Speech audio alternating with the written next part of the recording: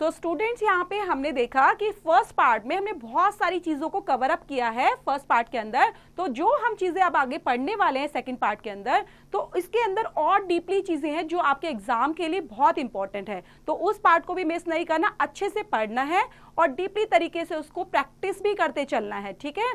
तो ये चीजें आपने कंटिन्यू रखनी है बच्चों। नेक्स्ट इज 2.4.3 साधारण नमक से रसायन बनाना। साधारण नमक है आपका और रसायन। तो आपको पता है बेटा, हाइड्रोक्लोरिक अम्ल जो है और सोडियम हाइड्रोक्साइड के विलयन की अभिक्रिया से जो उत्पन्न लवण होता है उनको सोडियम क्लोराइड कहते हैं। ध्यान रखेंगे, हाइड्रोक्लोराइक अम्ल, हाइड्रोक्लोरिक अम्ल हो गया। सेकेंड टाइम क्या हो गया बेटा, सोडियम हाइड्रोक्साइड, इनको मिलाया, इनकी अभिक्रिया कराई, तो इससे क्या बनेगा, इससे उत्पन्न लवण को क्या बोलेंगे, सोडियम क्लोराइड। और इसी लवण को हम अपने भोजन में उपयोग करते हैं बेटा, जो हम डालते हैं वो क्या है, सोडियम क्लोराइड डालते हैं हम। आप उसको नमक ना बोल के सोडियम क्लोराइड भी बोल दो, बात वही है, ठीक है। तो याद रखेंगे सोडियम क्लोराइड होता है जिसको आप खाते हो, जो आपका नमक होता है। सो ऊपर का क्रियाकलाप जो है, एक्टिविटी है, उसमें आपने देखा होगा कि क्या होता है बेटा, वो उदासीन लवण है, ठीक है। उसका पीएच लेवल ना तो कम ना ज्यादा, वो उदासीन कैटेगरी में एग्जिस्ट करता है। नेक्स्ट है बेटा 2.4.3 साधारण नमक से रसायन। साधारण नमक से रसायन, तो आपको पता है हाइड्रोक्लोरिक अम्ल हो गया और यहाँ पर सोडियम हाइड्रोक्साइड हो गया, उसके विलयन की अभिक्रिया कराई, देन उत्पन्न लवण को सोडियम क्लोराइड कहते हैं। इसी लवण को हम अपने भोजन में उपयोग करते हैं, अभी हमने बात की थी जो, और इसको देखा कि एक उदासीन लवण है, जो बिल्कुल सेम वही लाइन हो गई। समुद्री जल जो होता है बेटा, समुद्र के आसपास जो जल होता है, तो आपने कभी सुना होगा कि समुद्र का जल खारा होता है ना। क्यों?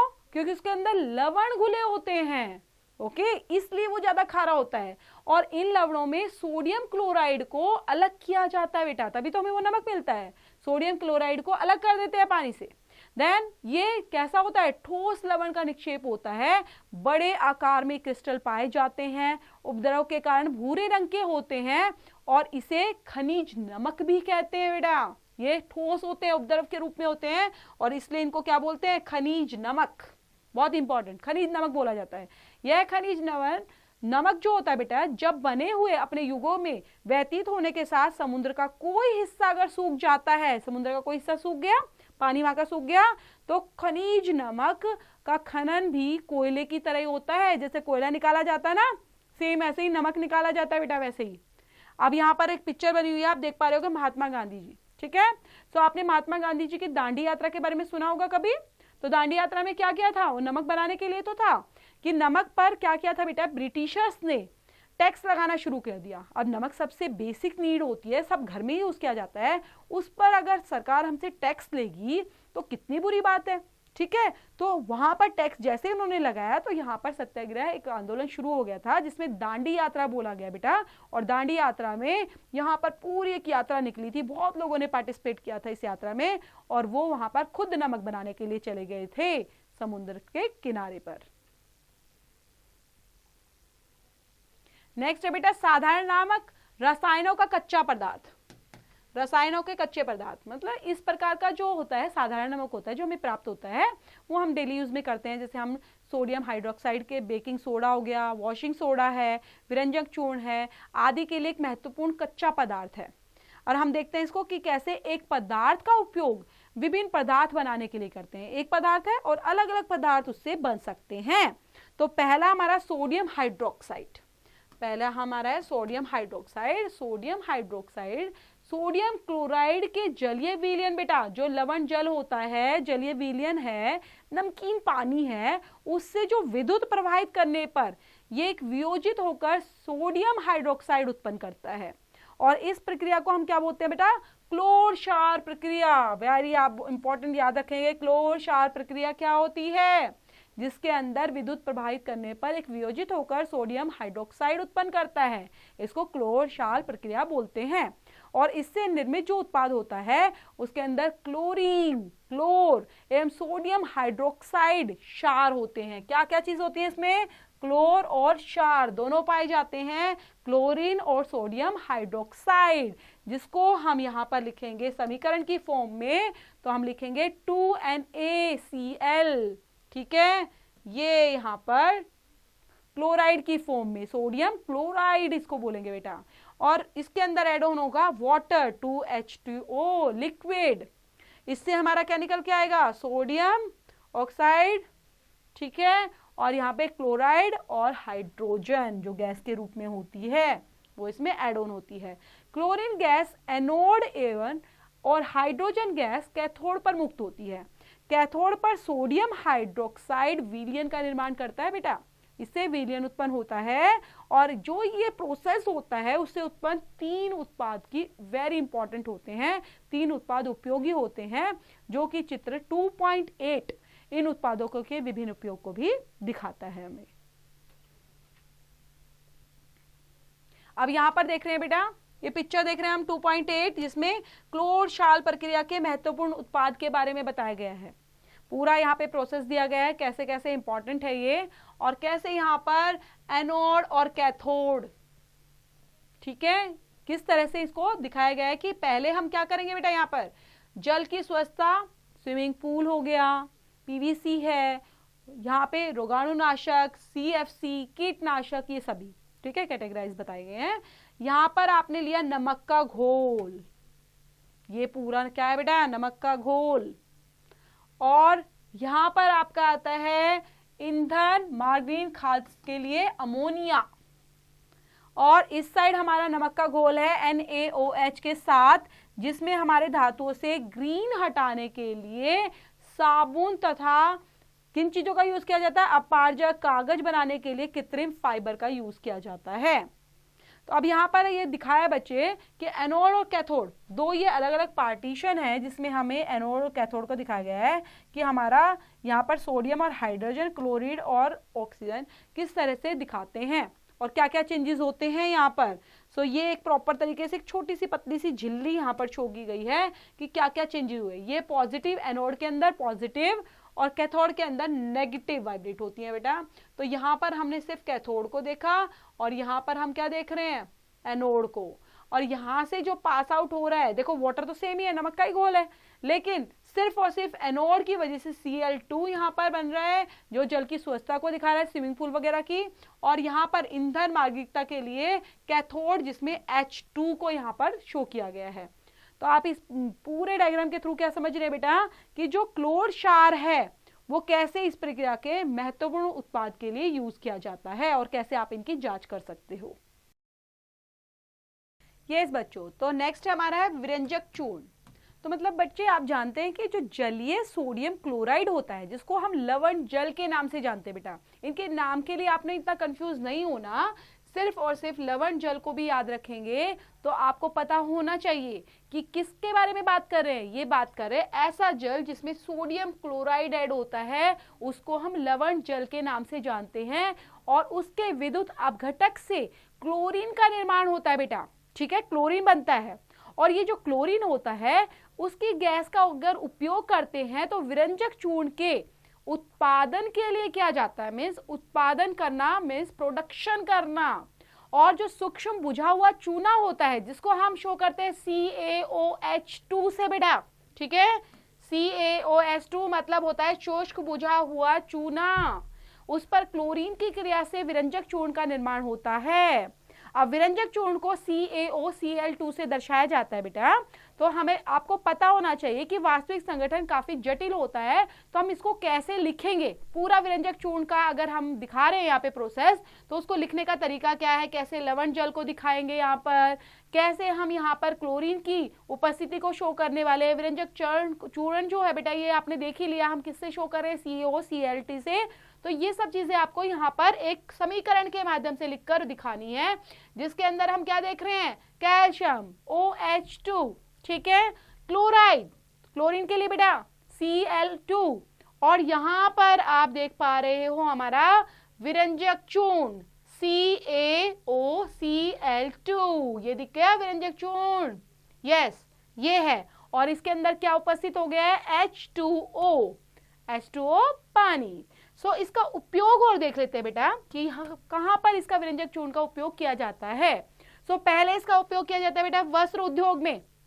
वस्त्र उद्योग मतलब सूती, लिनन, ऐसे जो कपड़े बनाए जाते हैं, कागज की फैक्ट्री में लकड़ी का अगर मज्जा बनाया जाता है, लॉन्ड्री जहां पर प्रॉपर तरीके से कपड़ों को साफ किया जाता है, तो उस चीज के लिए हम विरंजक के लिए इन कपड़ों को साफ करने के लिए यूज करते हैं, विरंजक चूर्ण को ऐड करते हैं। सेकंड है बेटे हमारे कई रासायनिक उद्योगों में भी यूज किया जाता है, जो केमिकल उद्योग होते हैं जो, तो उनके उपचायन के रूप में भी इसका यूज किया जाता है। थर्ड पॉइंट हमारा कहां पर विरंजक चूर्ण का यूज होता है बेटा, बहुत बार पूछा जाता है एग्जाम में कि विरंजक चूर्ण का उपयोग बता दो क्या क्या है, ठीक है, तो आपको सारे याद करने पड़ेंगे कि कैसे। यहाँ पर मैंने क्या बताया, यहाँ पर वस्त्र उद्योग में किया जाता है, फैक्ट्रीज में, कागज की फैक्ट्रीज में यूज किया जाता है, ठीक है, लॉन्ड्री में यूज किया जाता है, ये एक पॉइंट हो गया आपका कपड़ों से रिलेट करता हुआ। दूसरा आप बताएंगे रासायनिक उद्योगों में उपचायन के रूप में किया जाता है। और थर्ड पॉइंट होता है हमारा जो पीने का पानी होता है, जल होता है, उसको जीवाणुओं से मुक्त करने के लिए, कि उसमें जीवाणु पैदा हो जाते हैं, ठीक है, हमारा पानी साफ नहीं रहता, पीने योग्य नहीं रहता, तो उन जीवाणु से भी मुक्त करने के लिए हम विरंजक चूर्ण का यूज करते हैं बच्चों। यस बेटा, सोडियम हाइड्रोजन कार्बोनेट बेटा होता है जो, उसका उपयोग हम अपने घरों के में अनेक प्रकार से करते हैं। अब हम बात करेंगे बेकिंग सोडा का यूज। बेकिंग सोडा क्यों यूज किया जाता है, ये बहुत कॉमन यूज है, आपने सुना भी होगा किचन में इधर उधर मम्मी से, बेकिंग सोडा क्या होता है, ठीक है, बेकिंग सोडा डालना है तो कहाँ कहाँ पर और किस चीज में इनको यूज कर सकते हैं। तो फर्स्ट पॉइंट है बेकिंग सोडा या बेकिंग पाउडर बनाने में। बेकिंग पाउडर अगर बनाना है तो बेकिंग सोडा में सोडियम हाइड्रोजन कार्बोनेट, इसको याद रखेंगे, बेकिंग सोडा को क्या बोला जाता है, सोडियम हाइड्रोजन कार्बोनेट बोला जाता है। टार्टरिक अम्ल जैसा एक मंद खाद्य अम्ल का मिश्रण है ये, और इसमें बेकिंग पाउडर को गर्म किया जाता है बच्चे, या जल में मिला दिया जाता है, गर्म कर दो या फिर जल में मिला दो, तो उससे ये समीकरण तैयार हो जाता है। तो निम्न अभिक्रिया हमारी यहाँ पर दर्शाते हैं, जिसमें हम देख सकते हैं NaSCO3 हमारा सोडियम, ठीक है, H+ किसी अम्ल में डालने से हमारा यहाँ पर हो रहा है CO2H2 और अम्ल का हमारा सोडियम लवण रेडी हो गया है। तो तीन चीजें फॉर्म में हो गया है। और इन अभिक्रिया जो ये हुई है बेटा, इससे उत्पन्न जो कार्बन डाइऑक्साइड होता है उसके द्वारा पावरोटी, केक, ज्यादातर आप खमीर उठाने के लिए करते हैं। मिस आप अपना केक कैसे बनता है, फल्फी होता है काफी ना, तो मिस वहां पर उस केक को फुलाने का जो काम होता है, मैदा से कोई चीज बनाई उसको ज्यादा फुलाना है, ठीक है, जिस तरह से इडली बनाते हैं तो इडली को फुलाने के लिए भी आप बेकिंग सोडा का यूज करते हैं, ठीक है। और इससे क्या हो जाता है, जो भी चीजें आप बनाओगे वो सॉफ्ट हो जाती है, स्पंजी हो जाती है। जैसे केक में स्पंज होता है, पेस्ट्री खाते हो स्पंजी होता है ना, इडली खाते हो तो स्पंजी होती है, तो सेम वैसे वो सॉफ्ट और स्पंजी करने के लिए, खमीर उठाने के लिए हम यूज करते हैं कार्बन डाइऑक्साइड के द्वारा, ठीक है। नेक्स्ट हमारा बेटा सोडियम हाइड्रोजन कार्बोनेट में मेन क्या होता है, एंटीसिड का एक संगठक है, इसलिए क्षारीय होने के कारण, वो थोड़ा कड़वा होने के कारण पेट में अम्ल की अधिकता को उदासीन करने में राहत भी देता है। अगर अम्ल ज्यादा बढ़ गया, ठीक है, अम्ल की मात्रा बढ़ गई है, खट्टी डकारे, पेट में दर्द, ये चीजें हो रही हैं, तो उसको कहीं ना कहीं वो शांत भी करता है। तीसरा क्या इंपॉर्टेंट बेटा यूज है, इसका उपयोग सोडा अम्ल अग्निशामक में भी किया जाता है। इसका यूज कहाँ होता है, सोडा अम्ल अग्निशामक के यूज में भी इसका यूज किया जाता है।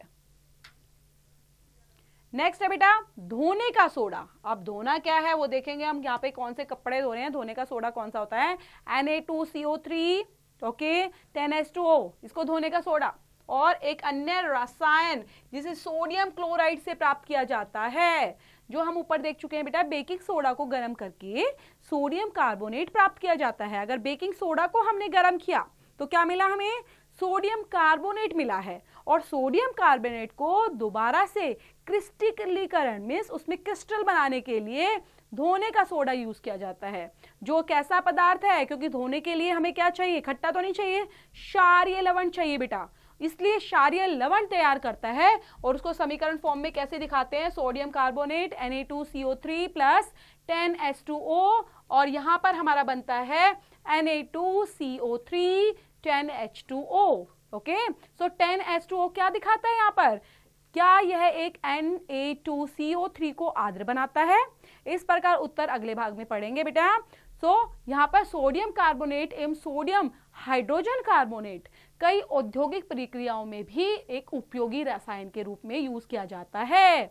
तो सोडियम कार्बोनेट का याद रखेंगे, सोडियम हाइड्रोजन कार्बोनेट को, ठीक है, एक ही चीज है ये, sodium carbonate, sodium hydrogen carbonate, और इनको औद्योगिक प्रक्रियाओं में, औद्योगिक की जो अलग अलग क्रियाकलाप होते रहते हैं उनमें भी एक रसायन के रूप में इसका यूज किया जाता है, धोने के सोडा का बेटा। नेक्स्ट है बेटा, धोने के सोडे का उपयोग क्या है? उपयोग यहाँ पे 4 उपयोग हमें दिखाए गए हैं। पहला उपयोग है सोडियम कार्बोनेट का उपयोग कांच, साबुन एवं कागज उद्योगों में होता है। फर्स्ट पॉइंट, कांच, साबुन एंड कागज के उद्योगों में होता है। सेकेंड वन इज, इसका यूज किया जाता है बोरेक्स, जैसे सोडियम यौगिक हो गया, उसका प्रोडक्शन करने में, उसका उत्पादन करने में। सोडियम कार्बोनेट का उपयोग घरों में हम साफ सफाई करते हैं ना बेटा, क्लीननेस के लिए, तो उसमें भी यूज होता है। और साथ में जल की स्थायी कठोरता को हटाने के लिए, मीन्स ज्यादा जल कठोर है, ठीक है, तो वहां पर उसकी कठोरता को हटाने के लिए भी हम यूज करते हैं। ओके, तो इन चीजों का ध्यान रखें, कहाँ कहाँ पर हमारा धोने का सोडे का उपयोग किया जाता है। ओके, नेक्स्ट है बेटा 2.4.5 में यहां पर दिया गया है, क्या लवण के क्रिस्टल वास्तव में शुष्क हैं? बात की गई है जो लवण के क्रिस्टल हैं, ठीक है, नमक, उसके क्रिस्टल बने हुए हैं, क्या वो शुष्क होते हैं, ड्राई होते हैं बिल्कुल? तो हम इसको पढ़ेंगे और समझेंगे एक्टिविटी 2.15 के थ्रू। कैसे पता चलेगा?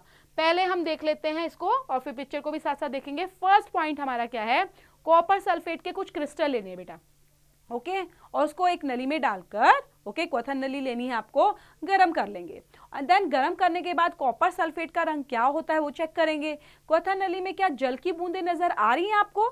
ठीक है, अगर जल की बूंदें नजर आती है तो ये कहां से आ गई, अपने पानी तो ऐड किया ही नहीं था। गरम करने के बाद कॉपर सल्फेट के नमूने की जल की 2-3 बूंदें और डाल देंगे उसमें। आप देखेंगे, परीक्षण करेंगे कि कॉपर सल्फेट का रंग नीला, ओके, दोबारा आ जाता है। ये क्या चीज है और कैसे आया? तो ये एक्टिविटी के थ्रू हमने देखा कि क्रिस्टल का जल हटाना। पहले हमने क्या देखा बेटा, ये हमने क्वथन नली है जो कांच की ली हुई है, ये हमने एक टोंग ले लिया, चिमटा ले लिया जिसकी हेल्प से हमने पकड़ा हुआ है इसको, नीचे एक बर्नर हमने तैयार कर लिया है और यहाँ पर हमने अग्नि बर्नर में आग लगा दी है, ठीक है, वहां पर हमने ज्वाला प्रज्वलित कर दी है। अब परख नली को पकड़ने के लिए चिमटा, क्वथन नली, जल की बूंदे, जो ये आप देख पा रहे हो डॉट डॉट डॉट डॉट, ये क्या है, जल की बूंदे हैं बच्चे यहाँ पर, ठीक है। अब हमने सिर्फ और सिर्फ इसमें पानी ऐड ऑन नहीं किया था और सिर्फ हमने देखा कॉपर सल्फेट के क्रिस्टल डाले थे और यहाँ पर क्या हो गया, पानी की बूंदे आ गई। तो इससे क्या पता चल रहा है, क्या लवण के क्रिस्टल वास्तव में शुष्क हैं? यस है या नहीं है, ठीक है। क्या वो बहुत ज्यादा ड्राई होते हैं? नहीं, उनमें नमी भी पाई जाती है, तभी तो उसमें वाटर एग्जिस्टेंस हो रहा है बेटा। शुष्क दिखने वाले बेटा कॉपर सल्फेट क्रिस्टलों में क्रिस्टलन का जल होता है। जब हम क्रिस्टल को गर्म करते हैं तो जल हट जाता है, क्रिस्टल को गर्म किया, जल वहां से उड़ गया, ठीक है, वापस, देन लवण का रंग दोबारा से व्हाइट हो जाता है। यदि आप क्रिस्टल को दोबारा से जल में भिगोते हैं, दोबारा पानी में डाला, तो क्रिस्टल दोबारा से नीले रंग के हो जाते हैं। लवण के एक सूत्र में इकाई में जल के निश्चित अणुओं की संख्या को क्रिस्टलन का जल भी कहते हैं।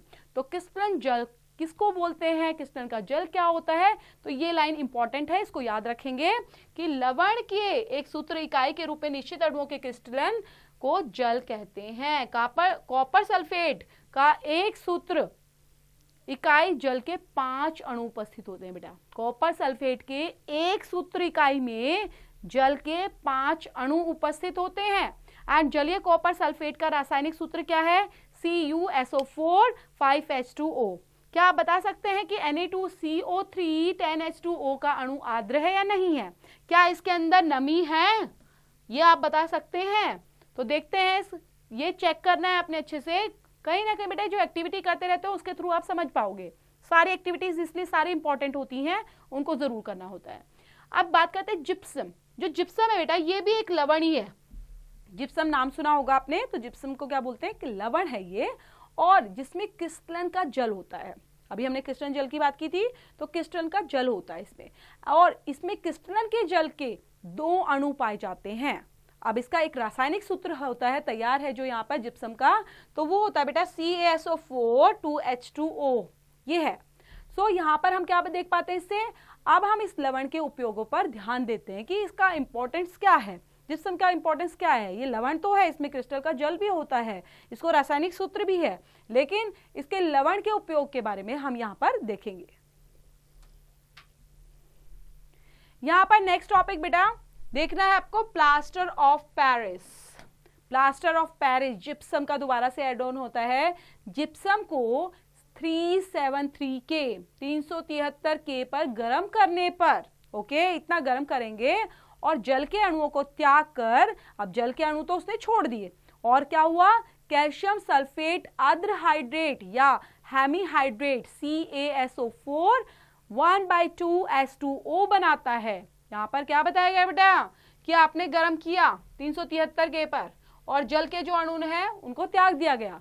अब यहाँ पर चेंज क्या हुआ, त्याग करके क्या हुआ उसने, कैल्शियम सल्फेट अर्धहाइड्रेट या हेमीहाइड्रेट जिसको इस फॉर्मूले में है वो बनाता है। यहाँ पर इसे प्लास्टर ऑफ पेरिस कहते हैं। जब तक आप इसको याद नहीं करोगे तो आपको पता ही नहीं चलेगा प्लास्टर ऑफ पेरिस होता क्या है, और इसको समझना है आपको ध्यान से कि किसको गर्म किया, कितने पे गर्म किया, क्या चीज निकल कर आ रही और उसको हम कैसे शो करेंगे, तब आप समझोगे कि प्लास्टर ऑफ पेरिस ये होता है। सो इस जो ये पदार्थ हमारा निकल कर आया बेटा प्लास्टर ऑफ पेरिस, इसका उपयोग क्या करता है डॉक्टर, कभी किसी का हाथ टूटा हो, ठीक है, तो या फिर किसी का पैर, कोई भी हड्डी में क्रैक आया हो, ठीक है, फ्रैक्चर हो जाता है, तो उस टाइम पे हम डॉक्टर के पास जाते हैं, और डॉक्टर के पास जाते हैं, डॉक्टर प्लास्टर कर देता है, हम बोलते हैं प्लास्टर हो गया, मीन्स आपको हाथ ऐसे कैसे रखना है, वो ना टाइट कर देता है बिल्कुल, और उसको लगाने के बाद ऊपर से पट्टी हो जाती है, तो वो बोलते हैं कि प्लास्टर हो गया है, मीन्स वो प्लास्टर ऑफ पेरिस ही होता है बेटा। वो बिल्कुल सफेद चूर्ण होता है और उसको भिगो के अच्छे से जल में, ठीक है, पानी में भिगो देते हैं और दोबारा से जिप्सम बन के बहुत ज्यादा ठोस हो जाता है, बहुत हार्ड हो जाता है। वैसे तो पाउडर फॉर्म में होता है प्लास्टर ऑफ पेरिस, जैसे आप पानी एग्जिस्ट करोगे तो आटे की तरह हो जाएगा, और वो आटे का तरह होते और जैसे आप लगाते चले जाओगे, फास्ट फास्ट लगाना होता है, फिर वो उतना हार्ड होता चला जाता है, ठीक है। डॉक्टर यूज करते हैं ताकि टूटी हुई हड्डी वगैरह को अच्छे से प्रॉपर उसी पोजीशन में जोड़ा जा सके, ठीक है, और टेढ़ी मेढ़ी ना जोड़े, इसलिए किया जाता है। यहाँ पे समीकरण के रूप में देख लेते हैं बेटा, CaSO4 1/2H2O, ये प्लास्टर ऑफ पेरिस है। अभी हमने बात की थी प्लास्टर ऑफ पेरिस के बारे में। देन यहाँ पर प्लस 1/2H2O, अब जिप्सम, ये जिप्सम के लिए CaSO4 2H2O तैयार हो गया है। मीन्स प्लास्टर ऑफ पेरिस से क्या तैयार हुआ है, जिप्सम रेडी हो गया है, क्योंकि उसके अंदर H2O ऐड हो गया है बेटा, H2O मतलब पानी ऐड कर दिया है। सो यहाँ पर क्या ध्यान देना है कि जल का केवल आधा अणु क्रिस्टल के जल के रूप में जुड़ा होता है। जल का आधा अणु कैसे प्राप्त होता है, CaSO4 का 2 इकाई सूत्र जल के एक अणु के साथ साझेदारी करता है बेटा, जल के एक अणु के साथ साझेदारी करता है। प्लास्टर ऑफ पेरिस का उपयोग क्या से करते हैं, प्लास्टर ऑफ पेरिस का यूज कहाँ पे होता है, मीन्स खिलौना बनाना है क्योंकि वो हार्ड रखना है आपको, सजावट वगैरह करनी है किसी चीज की, किसी सतह को चिकना बनाना है, तो उन चीजों के लिए भी प्लास्टर ऑफ पेरिस का यूज किया जाता है। और कैल्शियम सल्फेट अर्धहाइड्रेट और प्लास्टर ऑफ पेरिस क्यों कहा जाता है इसको, तो ये आप खुद से पता करेंगे बच्चे। अब यहाँ पर देख लेते हैं बेटा, जो जो हम पढ़ते जा रहे हैं उससे रिलेटेड क्वेश्चंस आ गए हैं। फर्स्ट क्वेश्चन हमारा है CaOCl2 यौगिक का प्रचलित नाम क्या है, ओके, करेंगे खुद से। सेकंड हमारा है उस पदार्थ का नाम बताइए जो क्लोरीन से क्रिया करके विरंजक चूर्ण बनाता है। क्लोरीन से क्रिया की और विरंजक चूर्ण बनाया, तो कौन सा पदार्थ एड ऑन किया है, हमने किया था अभी क्रियाकलाप में, ध्यान से देखेंगे, इसको पढ़ेंगे दोबारा। कठोर जल को मृदु बनाने के लिए, अगर कठोर जल है उसको मृदु बनाना है, मीठा बनाना है, तो किस सोडियम यौगिक का उपयोग किया जाता है, कि सोडियम यौगिक का यूज करेंगे मीठा बनाने के लिए। नेक्स्ट क्वेश्चन है बेटा, सोडियम हाइड्रोजन कार्बोनेट जो होता है उसके विलयन को गर्म करने पर क्या होगा, अगर आपने उसको विलयन को गर्म किया होगा क्या, इस अभिक्रिया के लिए समीकरण भी आपने साथ साथ लिखनी है। नेक्स्ट है प्लास्टर ऑफ पेरिस, अभी हमने ये टॉपिक कंप्लीट किया। प्लास्टर ऑफ पेरिस की जल के साथ अभिक्रिया के लिए समीकरण लिखना है यहाँ पर, ओके। कि जल के साथ अगर वो अभिक्रिया करता है तो एक नया समीकरण रेडी होता है, और जिप्सम रेडी हो जाता है। तो वो यहां पर आपने राइट डाउन करना है बच्चों। नेक्स्ट है बेटा, आपने क्या क्या सीखा, ठीक है, वेरी इंपॉर्टेंट कि चैप्टर हमारा कवर हो जाता है लेकिन उसके बाद हमारे मेन टॉपिक छूट जाते हैं। तो यहाँ पर इसलिए हमारा बाद में दिया होता है कि कौन कौन से आपने टॉपिक हैं जो कवर किए हैं। तो फर्स्ट टॉपिक हमारा क्या है कि अम्ल क्षारक सूचक रंजक या रंजकों के मिश्रण होते हैं जिनका यूज किसमें किया जाता है बेटा, अम्ल या क्षारक की उपस्थिति को दिखाने के लिए किया जाता है कि यस इसके अंदर अम्ल है, इसके अंदर क्षारक है। दूसरा बेटा इंपॉर्टेंट है कि विलयन में H+ ओके पॉजिटिव आयन जो होते हैं उनके निर्माण के कारण ही पदार्थ की प्रकृति जो होती है, कोई भी आपका पदार्थ है उसकी प्रकृति अम्लीय हो जाती है कि यस वो कैसा हो गया है, अम्लीय हो गया है, उसके अंदर अम्ल की मात्रा बढ़ गई है। और विलयन में अगर OH नेगेटिव हो जाता है तो उसके निर्माण से हमें क्या पता चलता है कि जो आपके पास प्रोडक्ट है, जो पदार्थ है, उसकी प्रकृति कैसी हो गई है, क्षारीय हो गई है। ओके, नेक्स्ट वन इज जब कोई अम्ल किसी धातु के साथ अभिक्रिया करता है बेटा, ओके, जब कोई अम्ल किसी धातु के साथ अभिक्रिया करता है तो हाइड्रोजन गैस का उत्सर्जन होता है, हाइड्रोजन गैस का उत्सर्जन, और साथ ही साथ क्या होता है, संगत लवण का निर्माण भी साथ में हो जाता है। नेक्स्ट है जब क्षारक मतलब मैं बहुत बार बता चुकी कड़वी चीजें, ओके, जब क्षारक किसी धातु से अभिक्रिया करता है तो हाइड्रोजन गैस के उत्सर्जन के साथ एक लवण का निर्माण होता है जिसका ऋण आयन एक धातु एवं ऑक्सीजन के परमाणुओं के संयुक्त के रूप में निर्मित किया जाता है। नेक्स्ट वन इज जब अम्ल, ओके, खट्टी कोई धातु होती है, किसी धातु के साथ कार्बोनेट धातु एंड धातु हाइड्रोजन कार्बोनेट से अभिक्रिया करता है और तो ये जो संगत लवण कार्बन डाइऑक्साइड है उससे गैस और जल उत्पन्न होता है। नेक्स्ट पॉइंट है जल में पानी के अंदर अम्लीय और क्षारीय विलयन विद्युत का चालन करते हैं। क्यों? क्योंकि हाइड्रोजन और हाइड्रोक्साइड आयन का निर्माण करते हैं, इस वजह से वो विद्युत का चालन करते हैं स्टूडेंट्स। नेक्स्ट है बेटा अम्ल या क्षारक की प्रबलता की जांच कि अम्ल या क्षारक कौन सा ज्यादा पावरफुल है किस चीज के अंदर। तो उसके लिए क्या करते हैं, पीएच स्केल का यूज किया जाता है जो विलयन में हाइड्रोजन आयन की सांद्रता को माप सकता है कि पीएच लेवल कितना है। नेक्स्ट है एक उदासीन विलयन है ना तो वो क्षारीय है ना अम्लीय है, उसका पीएच मान कितना होता है 7, जबकि अम्लीय विलयन के पीएच का मान 7 से कम और क्षारीय विलयन का पीएच का मान 7 से ज्यादा होता है। ओके, 7 से ज्यादा। सभी जीवों में क्या होता है बेटा, सभी जीवों में उपाचन की क्रिया पीएच की इष्टतम सीमा में होती है, पीएच की इष्टतम अधिकतम सीमा के अंदर होती है। साद्र अम्ल या क्षारक को, ठीक है, साद्र अम्ल या क्षारक को जल के साथ जब मिश्रित किया जाता है, मिलाया जाता है तो एक अत्यंत ऊष्माक्षेपी अभिक्रिया होती है उनके साथ। नेक्स्ट है अम्ल और क्षारक जब एक दूसरे को उदासीन करते हैं, ठीक है, तो लवण एवं जल का निर्माण करते हैं। किसका, ना तो क्षारीय है ना अम्ल है, तो वो क्या बनेंगे, क्षारीय अम्ल के बिना या तो लवण बनेगा या फिर जल का निर्माण हो जाएगा। नेक्स्ट वन इज लवण को एक सूत्र इकाई के निश्चित रूप से अणुओं की संख्या को क्रिस्टलन का जल कहते हैं। और हमारे दैनिक जीवन में, हमारी डेली लाइफस्टाइल में, उद्योगों में लवण का यूज किया जाता है। अब यहां पर बच्चे अभ्यास दिया हुआ है। अभ्यास के अंदर फर्स्ट क्या है कि कोई विलयन लाल लिटमस को नीला कर देता है, इसका पीएच संभवतः क्या होगा, अगर रेड से लाल से नीला हो गया बेटा, रेड से क्या हुआ ब्लू, ये मैंने फर्स्ट पेज में बताया था आपको, ध्यान करेंगे, तो वो क्या कहलाएगा, पीएच लेवल 1 होगा, 4 होगा, 5 होगा या 10 होगा। चेक करेंगे इसको अच्छे से। सेकंड वाला क्वेश्चन देख लेते हैं कि कोई अगर विलयन अंडे के पिसे हुए कवच, अंडे का जो बेटा बाहर का पार्ट होता है, व्हाइट पार्ट, ठीक है, बाहर वाला, वो उसका जो छिलका होता है उसके पीस दिया हमने, उसको बारीक बना लिया और उसके कवच से अभिक्रिया करके एक गैस उत्पन्न करता है, तो चूने के पानी को दूधिया कर देता है। तो इस विलयन से होगा क्या क्या बनेगा, उससे NaCl, ठीक है, या फिर HCl तैयार होगा, या LiCl और KCl तैयार होगा। तो ये आपने खुद से पता करना है। अगर तभी आप कर पाएंगे बेटा एक्सरसाइज को, अभ्यास को, जब आप खुद से अच्छे से चैप्टर को समझेंगे, पढ़ेंगे, और उसके बाद ही इस चैप्टर को इनसे रिलेट करती है एक्सरसाइज को खुद से कंप्लीट कर पाएंगे। तो चैप्टर को थोरोली पढ़ना है और इससे रिलेट करती है exercise, do it yourself students.